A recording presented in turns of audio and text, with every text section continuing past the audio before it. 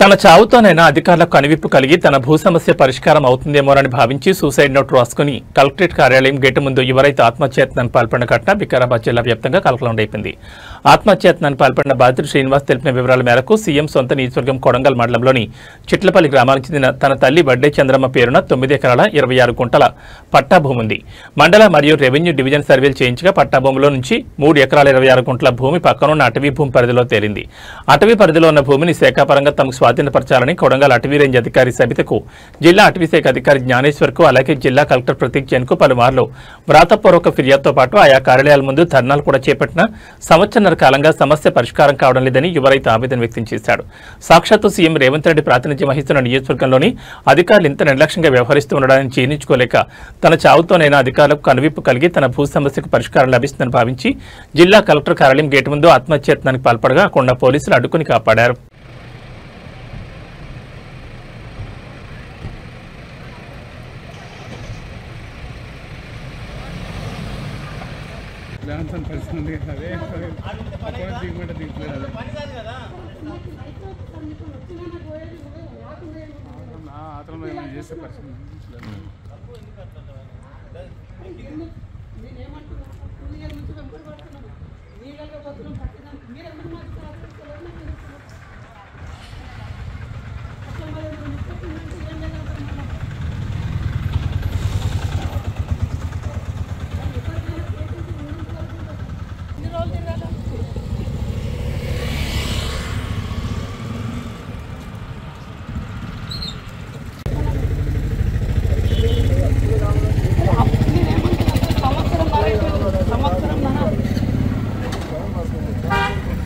ఏం time sir ఇది?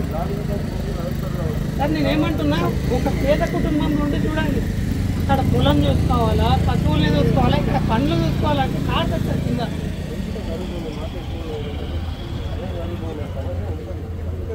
ఏం సమస్య సార్? పరిష్కరించారు వద్దు సార్, ఈ లైఫ్ వద్దు.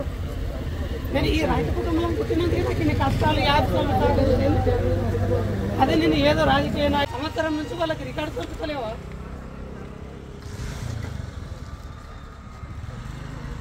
అరే ప్రతి ఒక్కరికి రైతు అంటే కామన్ అయిపోయింది.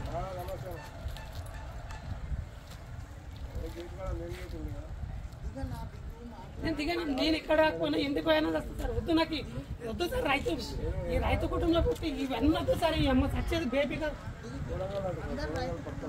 అందరు రైతులు ఉంటే గిట్ల ఎందుకుంటారు సార్? ప్రతి ఒక్క గవర్నమెంట్ ఆఫీసర్ రైతు గిట్ల ఎందుకుంటుంది? వాళ్ళకి తెలిసి ఉంటాయి కదా.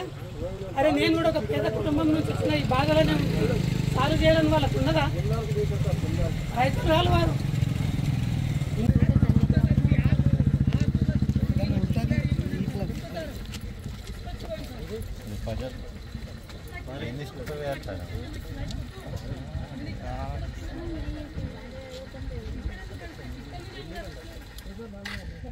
ఒక కలెక్టరేట్లను నాకు న్యాయం జరిగినప్పుడు ఏం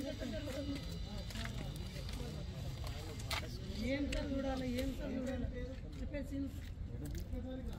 ఎట్లా సార్? నేను ఏ ఒపీనియన్ పెట్టుకున్నాను మీరే చెప్తున్నా. చిట్లపల్లి విలేజ్ ఉంది. అయితే మాది పట్టా ల్యాండ్ వచ్చేసి 9.26 ఎకర్ ల్యాండ్ ఉంది. దాంట్లో మేము మండల్ సర్వే చేసినాము, డివిజన్ సర్వే కూడా చేసినాము. మాకు పంచనామా కూడా వచ్చింది. అయితే పక్కనున్న ఫారెస్ట్లో ఒక 3.26 ఎకర్ పట్టా భూమి ఉన్నదని చెప్పేసి వాళ్ళు పంచనామాను కూడా ఇచ్చిండు.